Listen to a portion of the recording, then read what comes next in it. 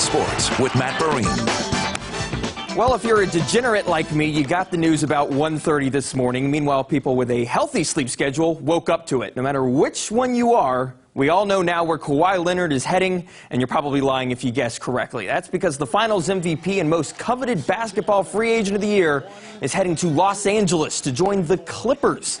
That's right, Angel City's little brother grew 3 sizes last night with the addition of Leonard. Boardman getting paid with a 4-year, $142 million max contract. ESPN's Adrian Wojnarowski broke the news and said the soft-spoken superstar had apparently no interest in stacking up a super team with the Lakers, instead opting for a co-star role with the Clippers. So who will he be starring alongside?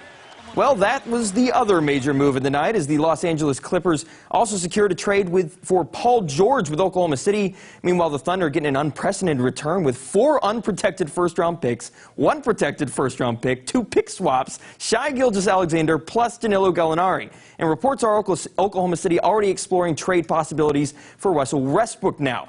But that's a story for the future. The story for the present is the Clippers. With George and Leonard leading the way, they have leapfrogged their way to the top of Vegas betting boards.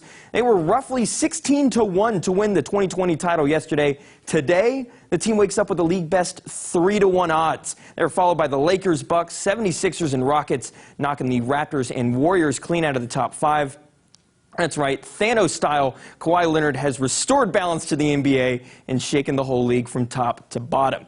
Now, speaking of the bottom, that is where the Springfield Cardinals remain in the Texas League. The team has shown well at home, but it's been 2 months since they won a single road series. No chance for that today, as they simply look to avoid a 3rd straight loss in Little Rock.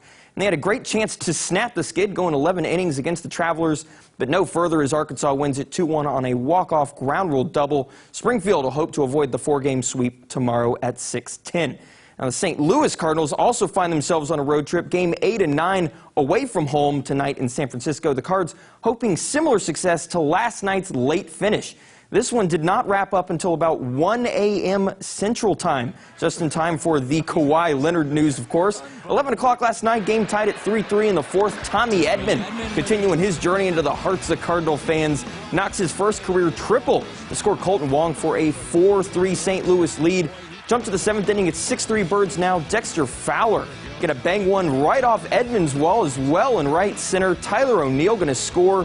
Fowler following Edman's footsteps into 3rd, 7-3. Cardinals going to win 9-4 over the Giants, and Edman's triple ends up being the 3rd time this week that he puts the Birds up for good. That brings us to game 2 of the series tonight. Madison Bumgarner on the mound for San Fran in a scary moment early. Top first no score, Jose Martinez sending one right back at Bumgarner. Martinez safe at first, but on the replay, you can see this ball hits right on the pitcher's throwing elbow. He would stay in, however. 2 batters later, Paul Goldschmidt sends one to left field. Tommy Edman wheels around to score from second for a 1-0 lead. The Giants tie it on a sac fly in the bottom frame, but Bumgarner gets pulled after 2 innings. It's currently 1-1 in the 4th. Royals in action as well earlier today, facing the Nationals in the baddest Mizzou grad opposite of the Mississippi. Max Scherzer with just another day of work on the Washington mound.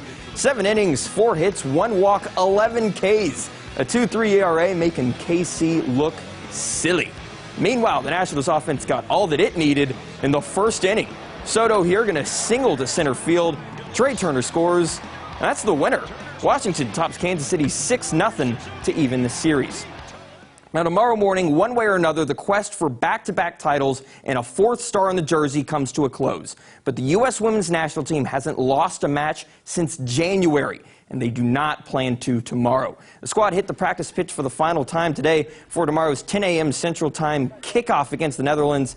Marks the 3rd straight World Cup final appearance for the Americans, and much like the other 2, they will have Megan Rapinoe in action to help claim the cup. I'm like a kid in a candy store right now. This is the absolute best stage. I can feel already more anxious and more nervous than in the other games. And just, looking around and seeing my teammates. This is a very, very close group, and I think that's been a big part of what's empowered them to be at this point. And obviously, I think we've got talented players as well. You can't do it without this. So, yeah, I think we've come through a tough road, as I've said before, in terms of the teams we played to get to this point.